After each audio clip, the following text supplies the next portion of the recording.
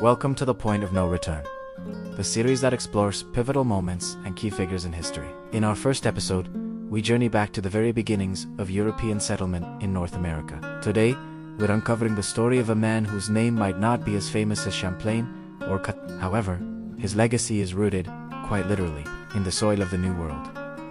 This is the story of the author, Sharon Desriceau's 10th great-grandfather, Louis Hébert.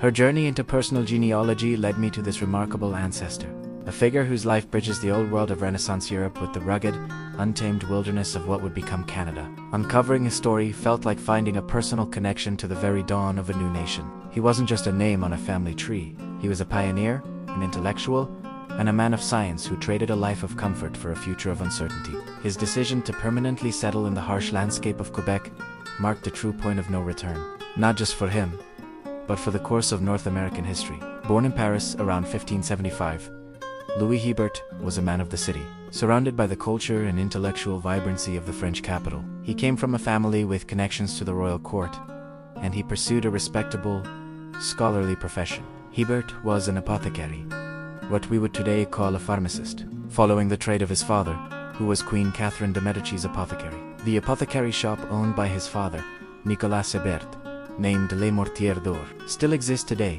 and is located in the oldest quarter of Paris, called La Côte de Saint-Germain. This was a highly esteemed trade that required extensive knowledge of botany, chemistry, and medicine. He owned his own pharmacy near the Louvre, a testament to his success and education. In an era when medical knowledge was a mixture of science and tradition, an apothecary was a vital community figure, dispensing remedies, medicinal herbs, and advice. His life in Paris was established and secure. However, the allure of the unknown and the spirit of exploration that defined the age soon captured his imagination. His cousin-in-law was none other than Jean de Bincourt de Poutrincourt, a key figure in France's early colonial efforts. Through this connection, Hébert was drawn into the adventure. In 1606, he embarked on his first voyage across the Atlantic, not as a laborer, but as a specialist. He joined the expedition to Port-Royal in Acadia, the first French settlement in North America, located in present-day Nova Scotia. There, his skills were invaluable. He served as the apothecary and was known for curing settlers, including Robert Grave. Duponte was wounded by his own rifle explosion. He also conducted experimental farming and studied native drug plants with the local Micmac people. He wasn't just mixing tinctures.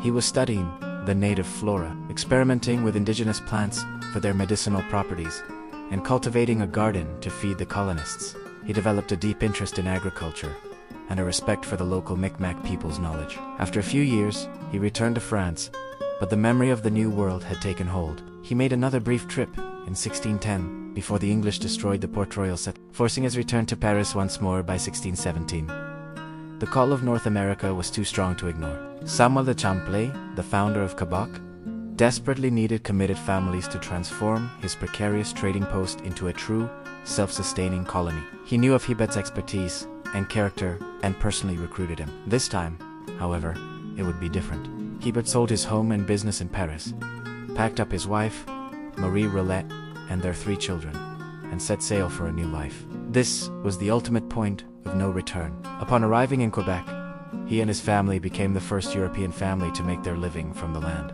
His family established the first permanent European farm in the colony, clearing the land on Cape Diamond, now the site of Parc Montmorency, Notre-Dame-Côte, Trois-Basilica, and the Petit Séminaire de Québec. In doing so, Louis Hébert became more than just a settler. He became a foundational pillar of New France. He served as the colony's first judicial officer, and his home became a center of community life. He was later appointed procurator to the king and became the first Canadian Lord after receiving the fiefs of Suomatalo and L'Espinay in recognition of his service. Critically, he continued his work as an apothecary, tending to the health of both the French colonists and the indigenous population, using a combination of European medicine and the knowledge he had gained of North American plants.